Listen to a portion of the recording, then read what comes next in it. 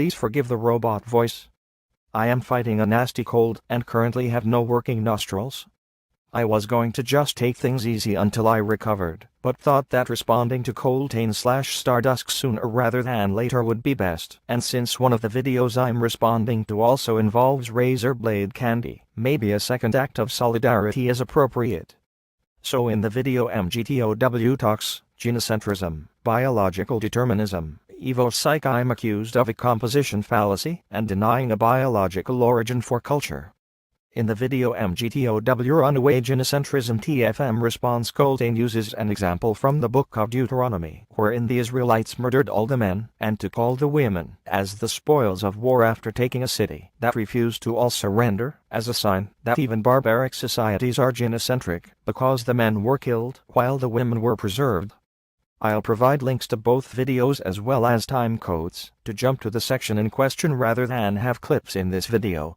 It saves me the effort of video editing and gives you more hits to your videos, so win/win.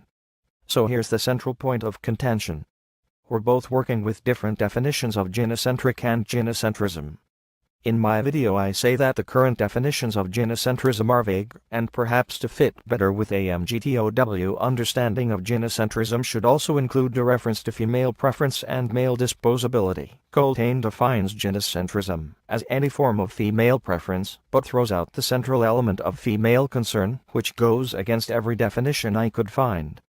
In my previous video I only used two sources, Dictionary.com and Merriam-Webster. So to make my point I will cite 11 different dictionaries, although many of them share definitions with one another.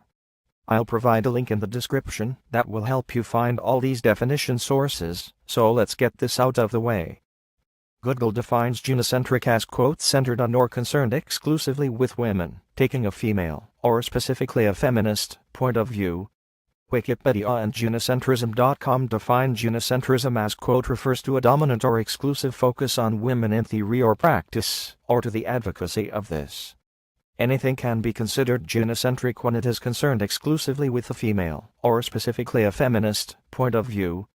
Merriam-Webster defines gynocentric as quote dominated by or emphasizing feminine interests, or a feminine point of view. Dictionary.com and the book Gynocentrism, From Feudalism to Modern Disney Princesses defines gynocentrism as quote focused on women, concerned with only women. The Oxford Dictionary defines gynocentric as quote centered on or concerned exclusively with women, taking a female, or specifically a feminist, point of view. Wordnik, allwords.com, and yourdictionary.com define gynocentrism as quote an ideological focus on females and issues affecting them, possibly to the detriment of non-females. Contrast with androcentrism.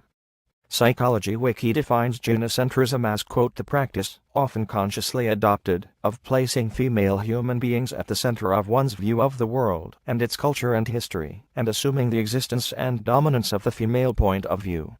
Finally, there are the two definitions from Urban Dictionary, which define gynocentrism as quote the practice, conscious or otherwise, of asserting a female, or specifically a feminist, point of view, and placing it at the center of a political, social, family, or gender context, potentially to the detriment of non-females.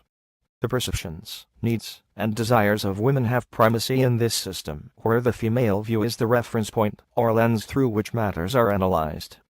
Alternatively, the second most popular definition from Urban Dictionary is quote always putting the woman first even if it is to the detriment of others. Often results in female supremacy. These are all the unique definitions that I could find, and if I could distill gynocentrism to its bare essential elements in as few words as possible, I would define gynocentrism as concern for females. Now let's return to your example of a conquering army taking the women as spoils of war and killing the men. In this scenario, there is clearly no concern for these women. These men will simply murder these women if they resist in any way. True, the men have no choice and will simply be murdered, but mere preference of females is not present in any definition for gynocentrism.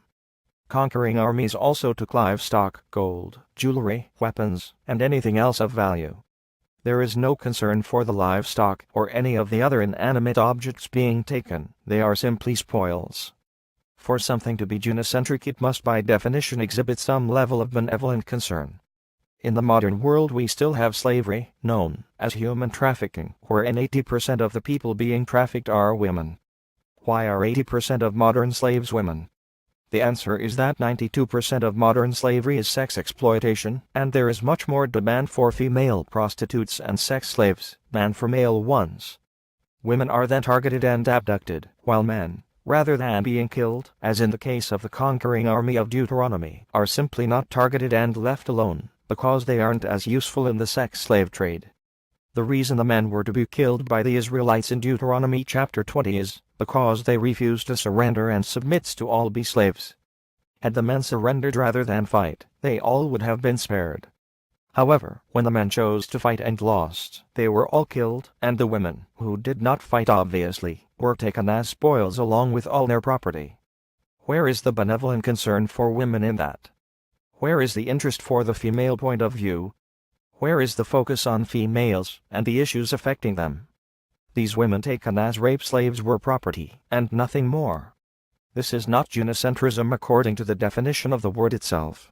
Now, if you'd like to expand the definition to include things like female prioritization and male disposability, as I have in my video, that's fine, but you can't neglect the central characteristic of female concern and call any prioritization of females, even the examples of rape slaves, proof of gynocentrism. Bro, do you even English? This is worse than when the SJWs try to redefine sexism, to exclude men by saying that sexism requires power, and thus men can't be the targets of sexism, because they have the power. Another example is when anti-white racists say that white people can't be the targets of racism, because white people have the power, and racism is prejudice plus power, so suck on it you honky cracker white devil. At least these SJWs are acknowledging the central element of the word, which is discrimination, and merely expanding upon it by adding additional criteria, like having power. They aren't removing discrimination from the definition, and saying that power in and of itself is sexism or racism. If that were the case, any white person with any power is a racist, simply by having any power, no matter what he does in public or private in regards to, or for other races of people. A man with power is always a sexist no matter what his views or actions are towards women. A man getting a president who panders to feminists every chance he has is still a sexist, because he's a man, and has power. Does that sound reasonable to you? This is what you're doing. You're taking things, like female preference and male disposability, which are additions to the definition of gynocentrism, then taking out the main element of the definition itself, namely female concern, in order to justify that gynocentrism applies even in cases of sex slaves. I'm not sure if this is a etymological fallacy or an equivocation fallacy, so go ahead and pick one, or take both. I'm feeling generous today despite my illness. On the subject of my supposed composition fallacy, by stating that the existence of men going their own way proves non-biological bases for gynocentrism. Again, if we use the actual definition of the word characterized by female concern, or the emphasis of the female point of view, I really can't see how you can disagree with this. Being a white knight, a mangina, or a pussy bigger is a learned behavior. These sad blue pill fuckers are trying to get laid, and are responding to the rat maze that feminism has crafted for them.